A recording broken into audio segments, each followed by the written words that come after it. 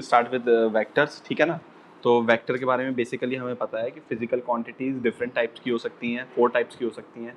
One हमारा ratio हो सकता है, रेशियो के साथ हमारा स्केलर हो सकता है, स्केलर के बाद हमारा वेक्टर हो सकता है, और एक और फिजिकल क्वांटिटी हो सकती है हमारी, दैट इज़ टेंसर। तो बेसिकली इन चारों फिजिकल क्वांटिटीज़ में से हमें आज वेक्टर की बात करनी है। वेक्टर कौन होते हैं? वेक्टर वो होते हैं जिनके पास मैग्नीट्यूड भी होता है हमारा, और डायरेक्शन भी होता है, और वो वेक्टर लॉस को फॉलो करना चाहिए, ठीक है ना। तो 3 चीज़ें होनी चाहिए किसी भी फिजिकल क्वांटिटी के पास, क्या बनने के लिए? वेक्टर बनने के लिए। पहली चीज़ क्या होनी चाहिए क्लास? पहली चीज़ उसके पास मैग्नीट्यूड होना चाहिए।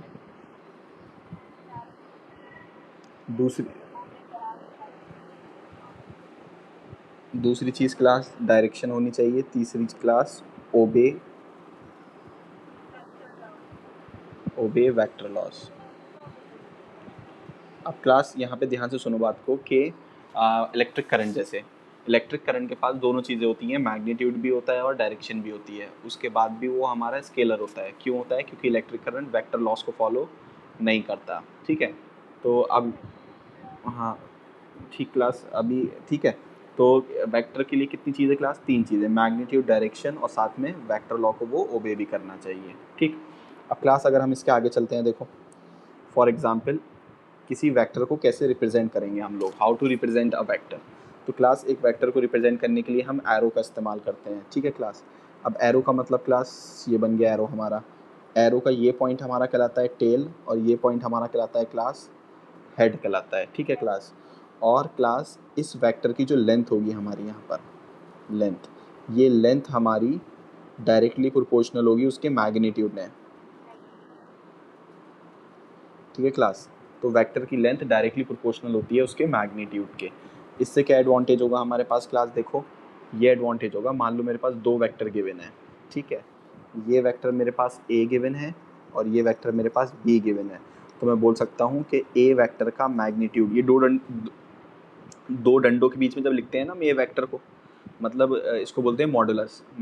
Modulus means magnitude of A vector. तो इसका मतलब क्लास मैग्नीट्यूड ए का कम होगा, बी का ज़्यादा होगा, या मैं सिंपली लिख दूंगा a is less than B.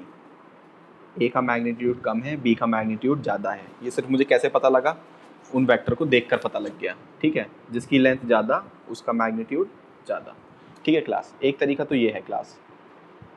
दूसरा क्लास, हम वेक्टर को रिप्रेजेंट करने के लिए या उसको लिखने के लिए नोटेशन जो होता है उसका, नोटेशन के लिए क्लास हम लोग क्या करते हैं, फॉर एग्जांपल वेलोसिटी की बात कर रहा हूँ मैं। वेलोसिटी तो एक वेक्टर है, तो उसके लिए मैं v का यूज़ करूँगा और उसके ऊपर क्या बना दूंगा? एक एरो बना दूंगा। तो इस तरह से मैं किसको रिप्रेजेंट कर रहा हूँ क्लास? एक वेक्टर को रिप्रेजेंट कर रहा हूँ, ठीक है। या क्लास दूसरा तरीका यह है कि v वेक्टर को हम इसको v को बोल्ड कर देंगे। बोल्ड करने से भी हम किसको रिप्रेजेंट करते हैं? वेक्टर को रिप्रेजेंट करते हैं, ठीक है क्लास। तो ये हो गया हमारा रिप्रेजेंटेशन ऑफ वेक्टर, ठीक क्लास अगर हम यूनिट वेक्टर की बात करें, तो यूनिट वेक्टर का मतलब है क्लास हमारे लिए कि एक ऐसा वेक्टर जिसका मैग्नीट्यूड तो 1 होगा, और क्लास उसको हम यूज़ करेंगे वेक्टर डायरेक्शन को रिप्रेजेंट करने के लिए, ठीक है। तो बेसिकली एक यूनिट वेक्टर जो होता है ना हमारा, वो डायरेक्शन को ऐड करता है ना। फिजिकल क्वांटिटी में क्या ऐड कर देता है? डायरेक्शन, ठीक है। या फिजिकल क्वांटिटी की क्या रिप्रेजेंट करता है? फिजिकल क्वांटिटी की क्या चीज़ को रिप्रेजेंट करता है? डायरेक्शन को रिप्रेजेंट करता है। जैसे फॉर एग्जांपल क्लास, यहाँ पे ध्यान से देखो कि एक हमारे पास वेक्टर है, ठीक है। अब ये वेक्टर मैंने बोला that is 4 metre per second. Metre per second मतलब वेलोसिटी हो गई, और ये डायरेक्शन है मेरी ईस्ट की तरफ, ठीक है क्लास। अब मैंने क्या करा क्लास? इस वेक्टर को 4 इक्वल पार्ट्स में डिवाइड कर लिया, 4 इक्वल पार्ट्स में, ठीक है। अब अगर इसको मैं 4 इक्वल पार्ट्स में डिवाइड कर लूँ तो क्लास ये ऐसे दिखेंगे, देखो सेकेंड, थर्ड एंड एक और यहाँ बना लो, दैट इज़ 4, ठीक है क्लास। तो मैंने इसको कितने इक्वल पार्ट्स में डिवाइड करा क्लास? 4 equal parts. तो हर किसी का मैग्नीट्यूड कितना होगा? 1 मीटर पर सेकेंड होगा, और सबकी डायरेक्शन ईस्ट होगी क्लास, सभी की डायरेक्शन ईस्ट होगी, ठीक है क्लास। तो क्लास ये वाला तो मेरा वेक्टर v था, velocity vector, that is 4 metre per second due east, 4 metre per second due east. और ये सब क्या है? हमारे v कैप है। v कैप का मतलब क्या है? v कैप है गया हमारे ये यूनिट वेक्टर ऑफ वेलोसिटी, ठीक है। और इन सब का तुम एक बात नोटिस करो क्लास, इन सभी का मैग्नीट्यूड कितना है? 1 है। इन सभी का मैग्नीट्यूड 1 है और इन सभी की डायरेक्शन क्या है? Same as that of v vector, east है, ठीक है। तो क्लास यहाँ पर एक बात नोटिस करनी है कि अगर मैं v वेक्टर का v कैप बना रहा हूँ, वेलोसिटी वेक्टर का यूनिट वेक्टर बना रहा हूँ, तो दोनों की डायरेक्शन में कोई डिफरेंस नहीं होगा। अगर v वेक्टर मेरा ईस्ट की तरफ होगा तो इसके v कैप भी किधर होंगे? ईस्ट की तरफ होंगे। दोनों में बेसिक डिफरेंस ये होता है क्लास कि अगर इसका मैग्नीट्यूड 4 मीटर पर सेकंड है या 10 मीटर पर सेकंड है, कुछ भी हो सकता है, लेकिन यूनिट वेक्टर का मैग्नीट्यूड हमेशा कितना होगा? हमारा 1 होगा। तो क्लास में इसको देखो ऐसे भी लिख सकता हूँ।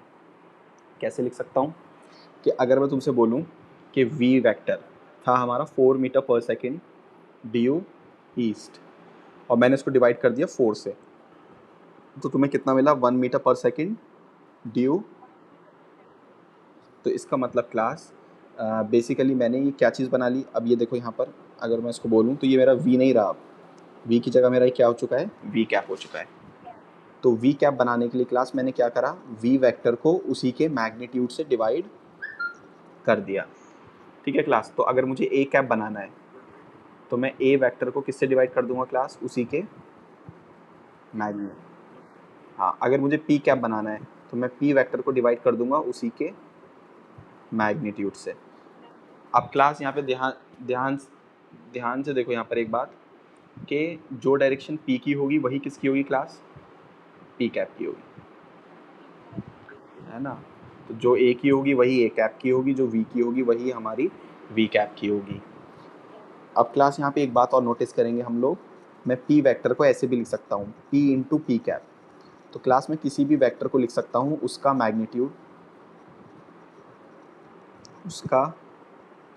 मैग्नीट्यूड मल्टीप्लाइड बाई उसका यूनिट वेक्टर, ठीक है। तो ये ध्यान रखना है। तो हम किसी भी वेक्टर को लिख सकते हैं उसका मैग्नीट्यूड मल्टीप्लाइड बाई उसका यूनिट वेक्टर। अब फॉर एग्जांपल मुझे x वेक्टर लिखना है तो मैं लिख सकता हूँ x का मैग्नीट्यूड और x का यूनिट वेक्टर। तुम्हें पता है हमारे कोऑर्डिनेट एक्सिस क्या क्या होते हैं? हमारे पास होते हैं x, y एंड z। ये हमारा क्लास x एक्सिस हो गया, ये हमारा क्लास क्या हो गया? हाँ बताओ। ये x एक्सिस हो गया क्लास, ये y एक्सिस हो गया हमारा, और ये हमारा क्या हो गया क्लास?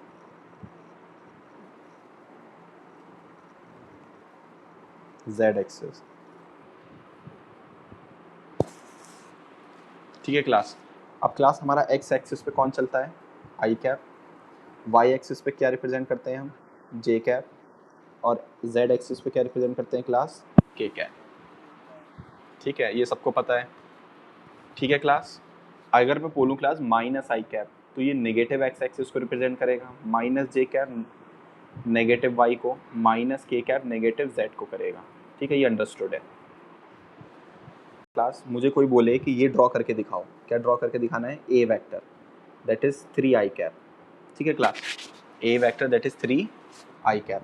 तो क्लास आई कैप से तो मुझे बात समझ में आती है, ये एक्स एक्सिस के अलॉन्ग होगा और इसका मैग्नीट्यूड कितना होगा क्लास? 3 होगा, ठीक है। तो ये मेरा जो रिप्रेजेंट करेगा, क्या रिप्रेजेंट करेगा क्लास? 3 आई कैप, ठीक है। अगर कोई हमसे बोलता है क्लास ड्रॉ करके दिखाओ 2 जे कैप, तो जे कैप का मतलब मैं समझ गया, इट इज़ ये वाला, this is 2 J cap. Magnitude होगा इसका 2 टाइम्स 2 होगा और डायरेक्शन होगा पॉजिटिव वाई एक्सेस। अगर कोई क्लास हमसे बोलता है ड्रॉ करके दिखाओ, दैट इज़ माइनस का 2 जे कैप, क्लास शायद हम लोग आसानी से ड्रॉ कर सकते हैं इसको। दिस इज़ अवर माइनस का 2 जे कैप, ठीक है। अब क्लास कोई अगर हमसे बोलता है कि ये ड्रॉ करके दिखाओ, क्या ड्रॉ करके दिखाओ?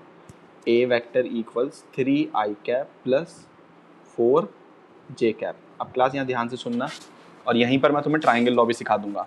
वेक्टर का क्या? Triangle law of vector addition, triangle law of vector addition, ठीक है। अब देखो 3 आई कैप का मतलब क्या हो गया क्लास? मैग्नीट्यूड 3 है और डायरेक्शन कौन सी है क्लास? एक्स एक्सिस है, ठीक है। उसके बाद 4 जे, अब क्लास देखो तुम सबको पता है 4j कुछ ऐसा दिखेगा, है ना, 4j कुछ ऐसा दिखेगा। अब क्लास देखो मेरे पास दो ऑप्शन है इसको जोड़ने के, ठीक है। एक ऑप्शन ये है मैं टेल से टेल मिला दूँ, टेल से टेल मिला। एक ऑप्शन क्या है हमारे पास क्लास में, टेल से टेल मिला दूँ, पहले की टेल से दूसरे की टेल मिला दूँ। और दूसरा ऑप्शन है मेरे पास में पहले के हेड से दूसरे की क्या मिला दूँ क्लास, टेल मिला दूँ। तो मैंने यहाँ पर क्या करा क्लास, पहले के हेड से दूसरे की टेल मिला दी, ये पहले के हेड से दूसरे की टेल। तो क्लास यहाँ पर हम लिखेंगे इट इज़ पहले के हेड से दूसरे की टेल को मैंने ज्वाइन कर दिया, ठीक क्लास। तो इसको इस तरह की ज्वाइनिंग से जो हमें ट्राइंगल मिलेगा, अगर हम इस तरह की ज्वाइनिंग करेंगे क्लास, तो थर्ड साइड हमें क्या देगी, ट्राइंगल देगी, ठीक है। तो देखो थर्ड साइड कैसे बनाई मैंने ऐसे करके एक थर्ड साइड बना दी, नोटिस कर रहे हो। अब ये जो थर्ड साइड है ना class, third side of the triangle, ये ऑपोजिट ऑर्डर के साथ है। अभी बताऊंगा इसका क्या मतलब है। Third side of triangle with opposite order, opposite order. इसका मतलब क्या है क्लास, ऐसा सोचो कि एक चीटा है, ये रहा वो चीटा, और ये चीटे को ए से चलकर, या समझो ऐसा समझो, इस चीटे को इस ओ पॉइंट से चलकर वापस ओ पॉइंट पर आना है, ठीक है। तो अब क्लास देखो पॉइंटर को देखो, चीटा कैसे चल रहा है, चीटा ऐसे जा रहा है, क्या चीटा एरो की डायरेक्शन में जा रहा है, बिल्कुल जा रहा है। फिर चीटा ऐसे जा रहा है, चीटा एरो की डायरेक्शन में जा रहा है, बिल्कुल जा रहा है। अब चीटा वापस आ रहा है वो पॉइंट पर, जब वो वापस आ रहा है ना इस वाली साइड पर, जब वो वापस आ रहा है इस वाली साइड पर, जब वो वापस आ रहा है क्लास इस वाली साइड पर, तो वो अपोजिट चल रहा है एरो के, देखो वो कैसा चल रहा है एरो के, हमारा अपोजिट चल रहा है। तो इसको बोलेंगे third side of the triangle taken with opposite order. और क्लास यही हमारा आर होता है, आर का मतलब होता है रिजल्टेंट, और रिजल्टेंट का मतलब होता है बाकी दोनों का सम, ए वेक्टर प्लस बी वेक्टर। मान लो ये मेरा ए वेक्टर है और ये मेरा बी वेक्टर है। अब क्लास यहाँ पर ए कितना था 3i कैप, और बी कितना था क्लास 4j कैप, ठीक है। तो क्लास इस तरीके से देखो मैंने 3i कैप और 4 प्लस 4j कैप को ड्रॉ कर लिया। और यहाँ पर हमने triangle law of vector addition के बारे में भी समझ लिया है। Triangle law of vector addition में सबसे पहला पॉइंट वो होता है कि हम हेड से क्या जोड़ते हैं, पहले के हेड से दूसरे का टेल। और क्लास इस प्रोसेस में जब हम लोग ट्राइंगल बनाएंगे, उस ट्राइंगल की जो थर्ड साइड होगी, जो अपोजिट ऑर्डर में होगी, वो हमारा रिजल्टेंट होगा, और वो बाकी दोनों का क्या होगा, सम होगा। इसे बना सकते हैं 8 यूनिट हमें किधर चलना है, हमें x में चलना है, और 6 यूनिट चलना है हमें j की डायरेक्शन, y की डायरेक्शन में। अब मेरे पास दो ऑप्शन है, टेल से टेल मिला दूं या हेड से टेल। अभी हमने क्या सीखा है, हेड से टेल मिलाना, ठीक है। अब यहाँ पे जो थर्ड साइड होगी ट्राइंगल की, और जो कि ऑपोजिट ऑर्डर में होगी, वो मेरा रिजल्टेंट बन जाएगा। और रिजल्टेंट बनने का मतलब है क्लास पहला प्लस दूसरे का सम, ठीक क्लास। अब क्लास अगर मैं तुमसे इस वेक्टर की लेंथ पूछूं, इसकी लेंथ सबको दिख रहा है, मैं छोटा छोटा लेंथ लिख रहा हूँ। लेंथ कितना है मेरा, ये 8 है, और इसकी लेंथ कितनी है क्लास, इस वाले की, इसकी लेंथ है 6 है हमारी, ठीक है क्लास। तो क्लास इसकी लेंथ क्या होगी आर की, तो मैं पाइथागोरस लगा सकता हूँ यहाँ पर। मैं लिख सकता हूँ 8 square plus 6 square under root में। तो आर बराबर क्या लिख सकता हूँ क्लास में, 64 प्लस 36। सो आर बराबर कितना आ जाएगा क्लास मेरा 10। मान लो ये 8 मीटर है, ये 6 मीटर है, तो ये आ जाएगा 10 मीटर, ठीक है क्लास। तो क्लास इससे मुझे एक बात समझ में आई कि अगर मैं आर का मैग्नीट्यूड फाइंड करना चाहता हूँ, तो मैं ऐसा लिख सकता हूँ अंडर रूट जो आई के साथ है उसका स्क्वायर, जो जे के साथ है उसका स्क्वायर, तब भी मुझे आंसर क्या मिलेगा, 10 ही मिलेगा, है ना। तो इसका मतलब क्लास किसी वेक्टर का यदि मैग्नीट्यूड फाइंड करना हो तो बहुत ही आसान है।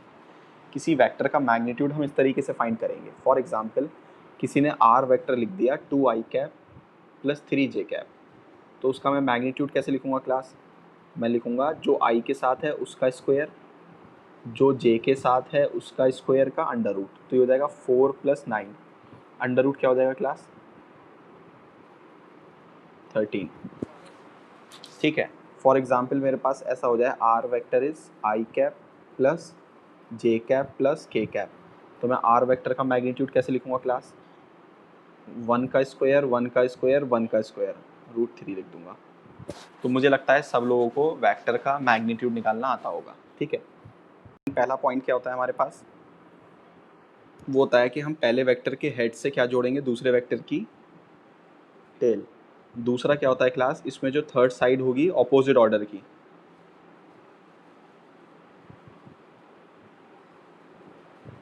will be our resultant.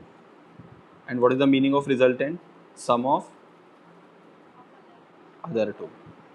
अब क्लास ये जब भी स्कूल में तुम्हारे स्कूल वगैरह में जब टेस्ट होता है ना, किसी भी स्कूल में जब टेस्ट होगा तो वहाँ पर ये भी पूछ लेते हैं कि state triangle law of vector addition, triangle law of vector addition को स्टेट करो, और साथ में इसका डेरिवेशन पार्ट भी पूछते हैं, ठीक है। अगर ये कॉम्पिटिटिव वगैरह क्लास चल रही होती तो डेरिवेशन तो हमें करना ही नहीं था, ट्राइंगल लॉ हमारा पहले ही निमट गया।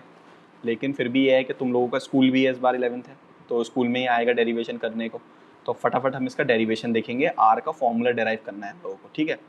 तो that is third side taken with opposite order will be our resultant. अब क्लास मान लो हमारे पास दो वेक्टर हैं ऐसे, ठीक है।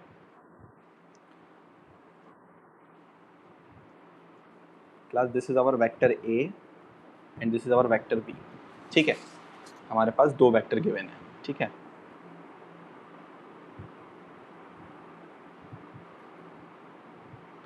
अब क्लास ये हमारे पास वेक्टर ए है, ये वेक्टर हमारे पास बी है क्लास, और इन दोनों में क्लास एंगल है थीटा, ठीक है। अब क्लास एक बात और मैं भी आगे इसके बारे में और ज़्यादा बताऊंगा, वो ये कि कभी भी हमें दो वेक्टर्स के बीच का एंगल देखना हो तो हमें हमेशा वेक्टर की टेल से टेल मिलानी है। अगर हमें दो वेक्टर्स के बीच में एंगल देखना है तो क्लास हमें हमेशा वेक्टर की टेल से क्या मिलानी है?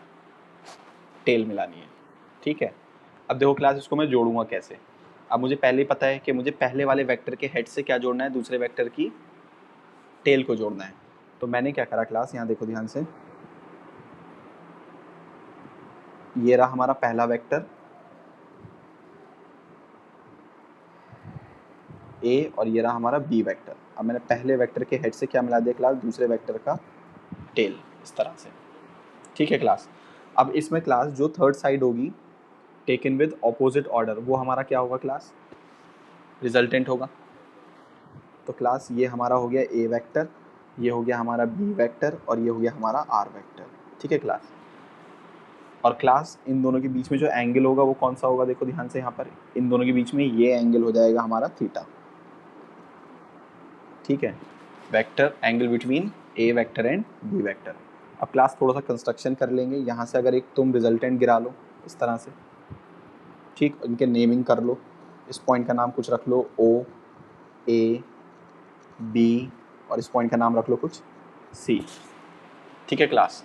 अब क्लास ध्यान से इस वाले ट्राइंगल में देखो, इस छोटे वाले ट्राइंगल में क्या मैं साइन थीटा कॉस थीटा लिख सकता हूँ क्लास? बिल्कुल लिख सकता हूँ। अगर मैं इस छोटे ट्राइंगल में, in triangle A B C में लिखता हूँ साइन थीटा, तो क्लास साइन थीटा होगा, इसको एक्स बोल दो, इसको वाई बोल दो, साइन थीटा होगा परपेंडिकुलर अपॉन हाइपो, और हाइपो की लेंथ यहाँ पर बी है क्लास। देखो हाइपोटेनस यही तो है हमारा, ये हमारा बी है ना। तो ये हो जाएगा हमारा y, यहाँ से कितना आ जाएगा? b sine theta. वैसे ही क्लास अगर मैं इसी ट्राइंगल में cos थीटा लिखूं, that is base x upon B, तो यहाँ से x आ जाएगा b cos थीटा, ठीक है क्लास। अब देखो क्लास मुझे x भी पता लग गया, that is a cos theta, और मुझे y भी पता लग गया, that is sorry not a, it is b cos theta, और वैसे ही y पता लग गया मुझे b साइन थीटा, ठीक है क्लास। अब क्लास अगर मैं तुमसे इस बड़े वाले ट्राइंगल में पूछूं, इस वाले में देखो ध्यान से, इस बड़े वाले ट्राइंगल में क्लास ये एंगल तो 90 डिग्री है ही अपना। अब तो उसमें पाइथागोरस लगाऊं तो मैं क्या लिख सकता हूँ क्लास? आर स्क्वायर इक्वल्स, ये लेंथ क्या होगी कोई बताएगा? ए प्लस एक्स, हाँ ए प्लस बी कॉस थीटा, ए प्लस बी कॉस थीटा का होल स्क्वायर, और ये साइड क्या होगी सोचो?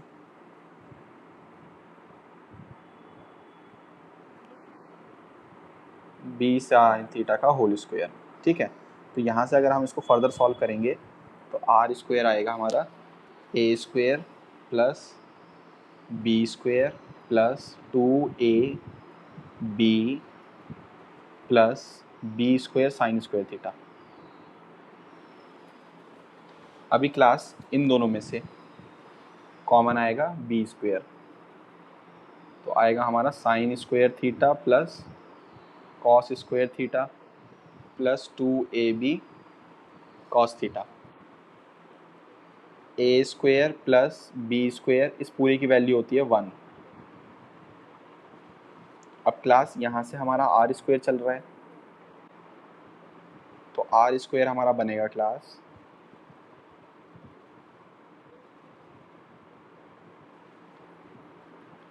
अब क्लास वेक्टर में इसको तो रटना ही है। वेक्टर का मतलब ये फॉर्मूला याद नहीं हो तो मतलब वेक्टर तो अधूरा है।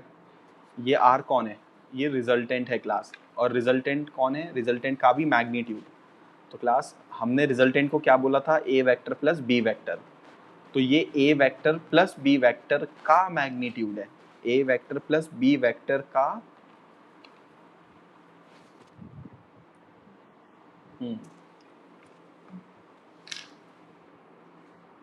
और कितना है class? R equals under root ए square plus B square plus 2ab cos theta. और थीटा क्या है क्लास यहाँ पर? Theta is angle between A vector and B vector. और ए वेक्टर और बी वेक्टर के बीच में यदि मुझे एंगल ढूंढना हो तो मुझे क्या करना होगा? मुझे करना होगा टेल से टेल मिलाओ। हाँ, जब दो वेक्टर की टेल से टेल मिलाओगे तब तुम्हें उन टेल टू टेल ज्वाइनिंग के वक्त जो एंगल मिलेगा छोटा वाला, that is our angle between A vector and B vector. ठीक है क्लास। अब क्लास थोड़ा सा यहाँ पे और देखो। यहाँ क्लास अगर मैं इस बड़े वाले ट्राइंगल में देखूँ और यहाँ पर मैं 10 अल्फ़ा निकालूँ, और ये अल्फ़ा कौन है? अब ये समझो, पहले ये रहा alpha. Alpha class angle made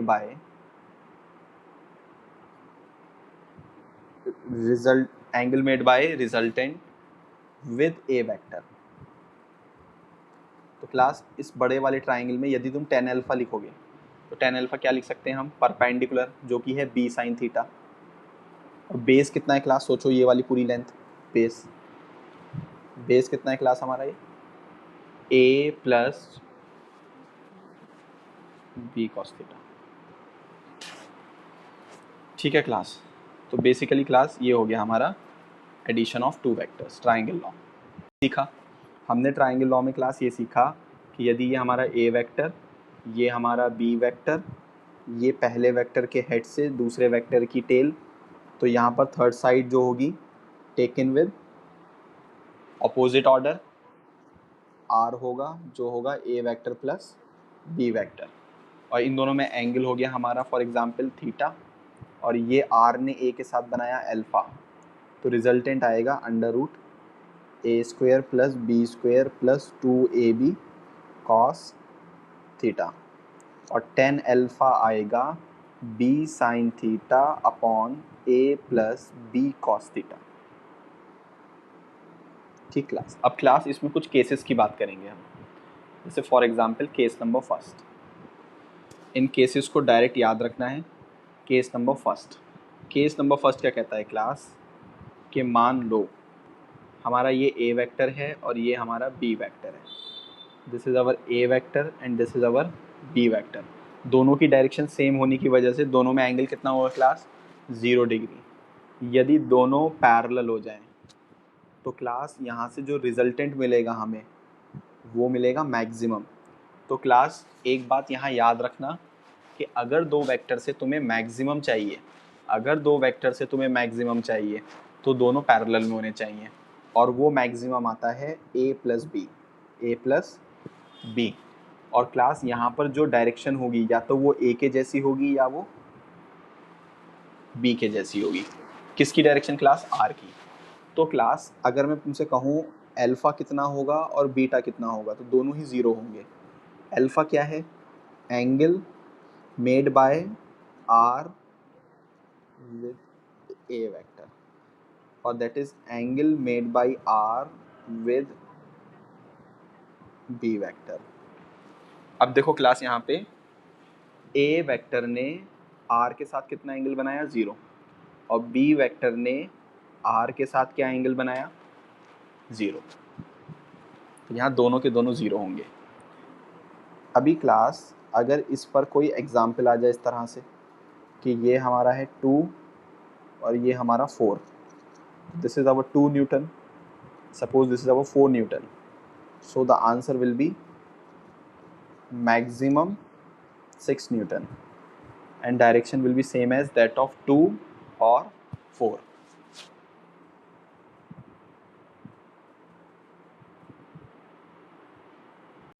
Class, case number second. Case number second में class, when two vectors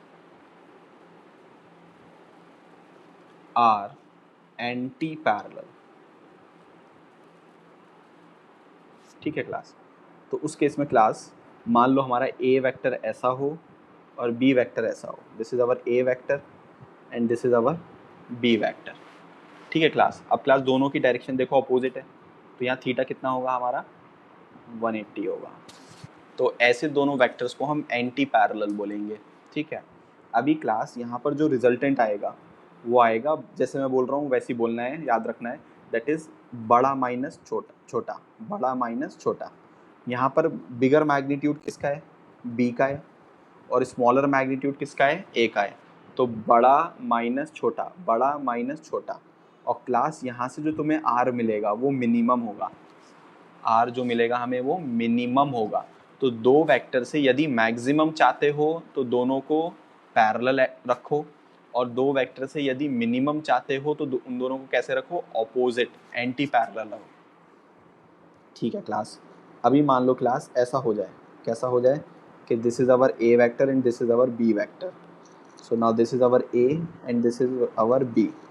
तो क्लास यहाँ पे जो आर मिलेगा हमें, वो आर हमें फिर से मिनिमम ही मिलेगा, क्योंकि थीटा इज़ 180 डिग्री, और क्लास वो मिनिमम होगा ए माइनस बी, दैट इज़ बड़ा माइनस छोटा, और डायरेक्शन किसके जैसी, बड़े के जैसी, ए के जैसी, ठीक है ना क्लास। तो हमें इस बात को ध्यान रखना है।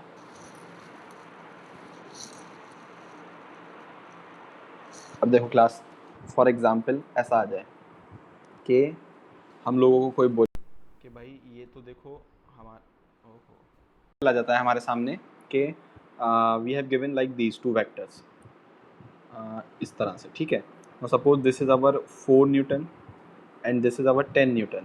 So class, what will be our R value? R value will be our, yes,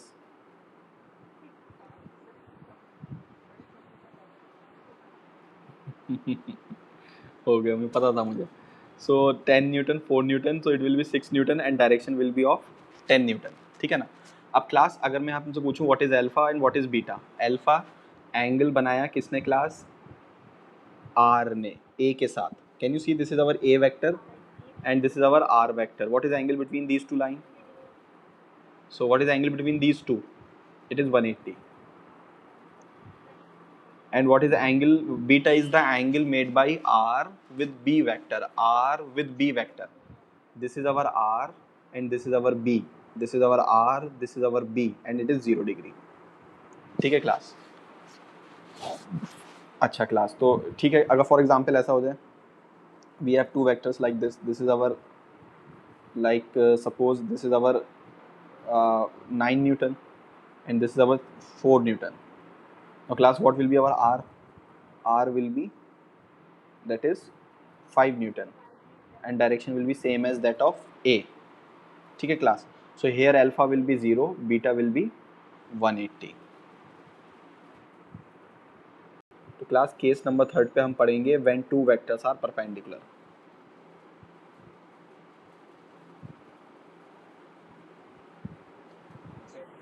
Yes. No. I will not. It will not be of 40 minutes. I will reduce it. Okay. Don't worry. Be patient. हिम्मत रखो। हाँ. Okay. No problem. Before 5, I will over. Means around 5. Okay. Now class, when two vectors are perpendicular to each other. Class, this is our A vector and suppose this is our B vector. ठीक है ना class. सो ये तो हो गया अपना ए vector, ये हो गया अपना B vector. So class what will be our R vector? R vector will be third side taken in opposite order. This is our R vector. ठीक है क्लास. क्लास यहाँ पे ध्यान से देखो, दोनों वेक्टर्स के बीच में एंगल है 90 डिग्री. ठीक है, और ये होगा हमारा अल्फा. तो क्लास यहाँ जो रिजल्टेंट आएगा ना, वो आएगा ए स्क्वेयर प्लस बी स्क्वेयर. कैसे? Plus 2ab cos 90. What is cos 90? That is 0. तो ये तो 0 हो गया, तो बचा क्या सिर्फ हमारे पास ए स्क्वेयर प्लस बी स्क्वेयर. ठीक है क्लास. और अगर क्लास में यहाँ टेन अल्फा निकालूँ, तो टेन अल्फा क्या लिखूंगा क्लास में? Perpendicular upon base. What is perpendicular? B. And what is base? A. This is our tan alpha. ठीक क्लास. अभी क्लास में यहाँ पर बोलता हूँ कि दो ट्राइंगल को याद कर लेना. एक ट्राइंगल होता है 37 वाला, और एक ट्राइंगल होता है अपना क्लास 53 वाला. तो क्लास अगर मैं 37 वाले की बात करूं, तो 37 का मतलब 3, 4, 5. और यहाँ पर अगर मैं 53 की बात करूं, तो 4, 3, 5. इन दो ट्राइंगल को याद रखना है हमें class. Class am I audible?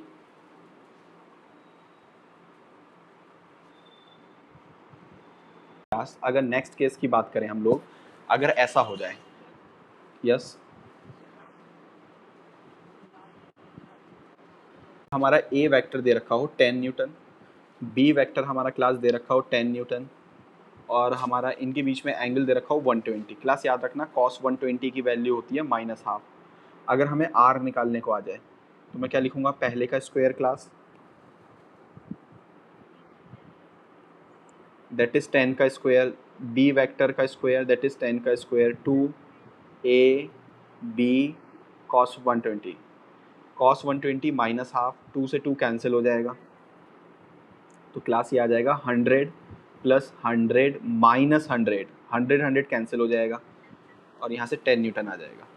Class इसका मतलब हमें ऐसे याद रखना है इसको, कि मान लो ए वेक्टर का मैग्नीट्यूड x है, बी वेक्टर का मैग्नीट्यूड x है, और थीटा हमारा 120 है. तो रिजल्टेंट भी कितना आएगा क्लास? x ही आएगा. अभी क्लास मान लो ऐसा हो जाए, फॉर एग्जांपल, कि ए वेक्टर का मैग्नीट्यूड दे रखा है 5 न्यूटन, बी वेक्टर का मैग्नीट्यूड दे रखा है 5 न्यूटन, और इनके बीच में एंगल दे रखा है 120. तो रिजल्टेंट क्या आएगा क्लास?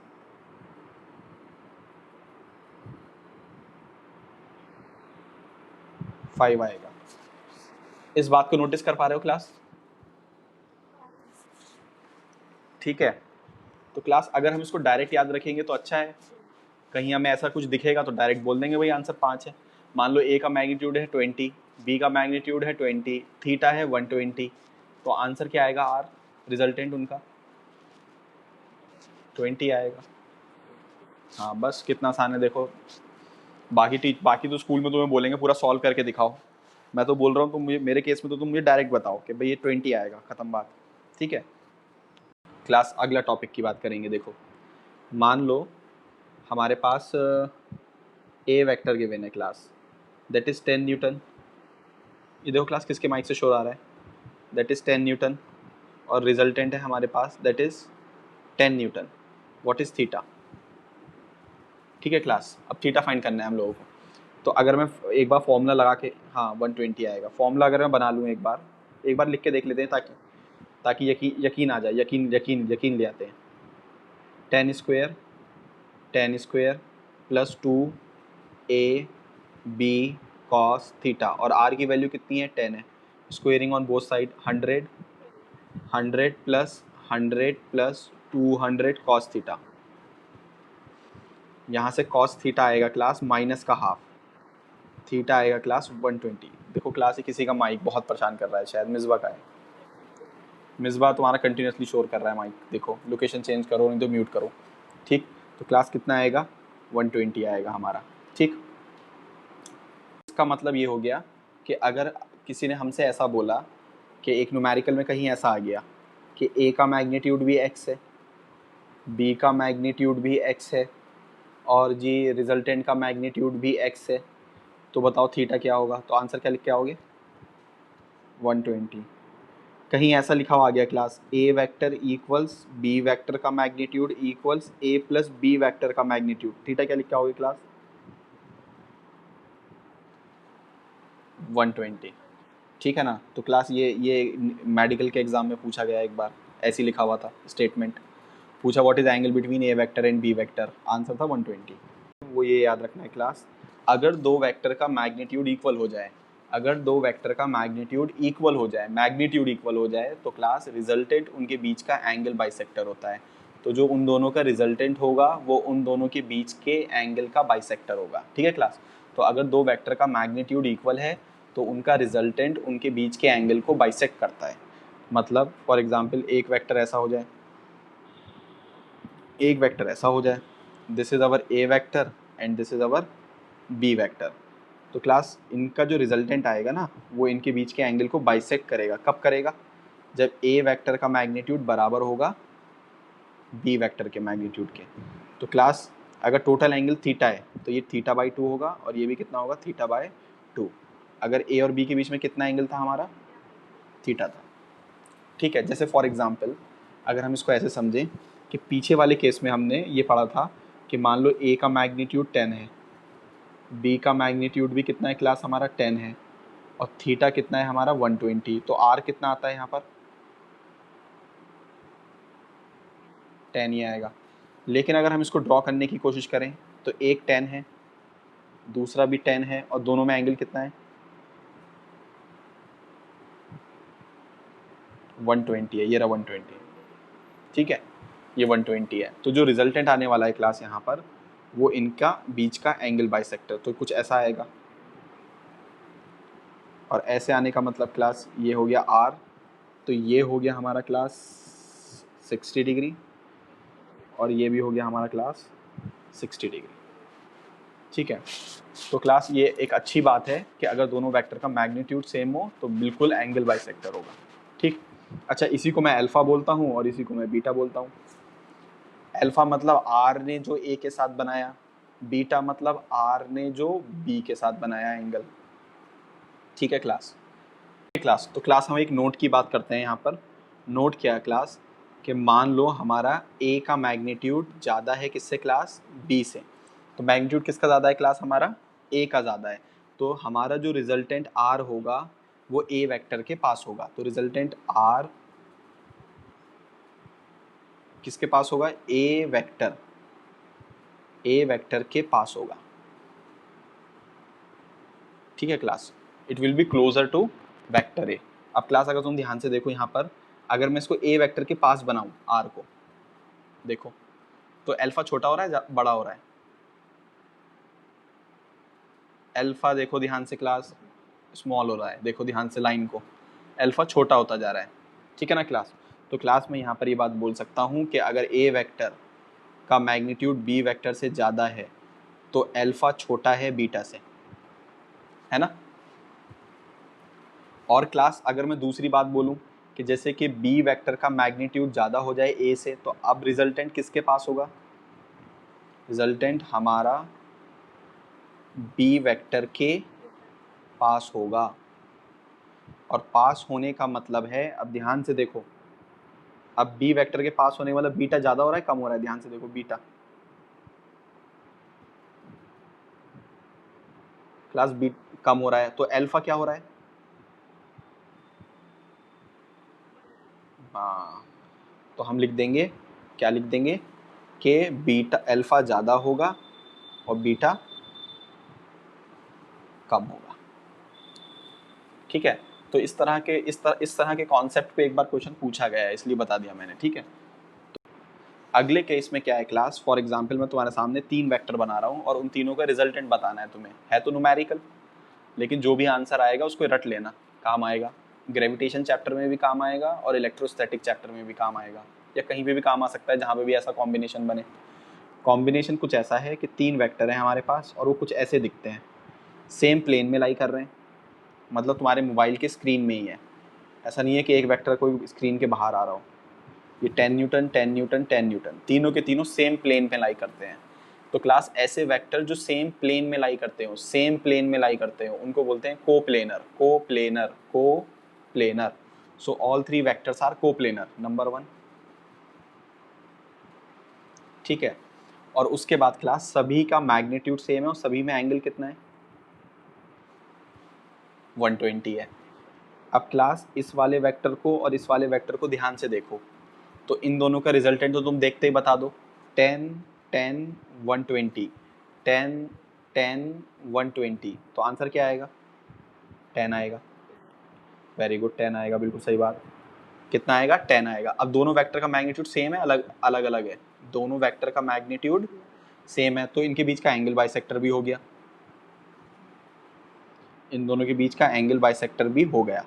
तो ये 10 आ गया, और कितने कितने एंगल पर आया, अल्फा भी 60 और बीटा भी 60। अब मेरा ऊपर वाला बचा 10 न्यूटन, नीचे वाला 10, 10 क्यों है नीचे वाला, ये इन दोनों का रिजल्टेंट है ना 10, तो ये दोनों तो अब खत्म हो गए, इन दोनों के बदले एक आ गया ये अकेला, तो ऊपर भी 10 नीचे भी 10, ऊपर भी 10 नीचे भी 10, तो रिजल्टेंट क्या, 0, क्योंकि दो वेक्टर जब अपोजिट होते हैं तो बड़ा माइनस छोटा, तो 10 माइनस 10 क्या आएगा, 0 ही तो आएगा। तो इस तरह का अरेंजमेंट जब भी दिखे तो एकदम से निशान, मतलब एकदम आंसर ऑप्शन पे भी निशान लगा सकते हैं, वैसे आंसर भी लिख सकते हैं कि टोटल 0 आएगा, ठीक है।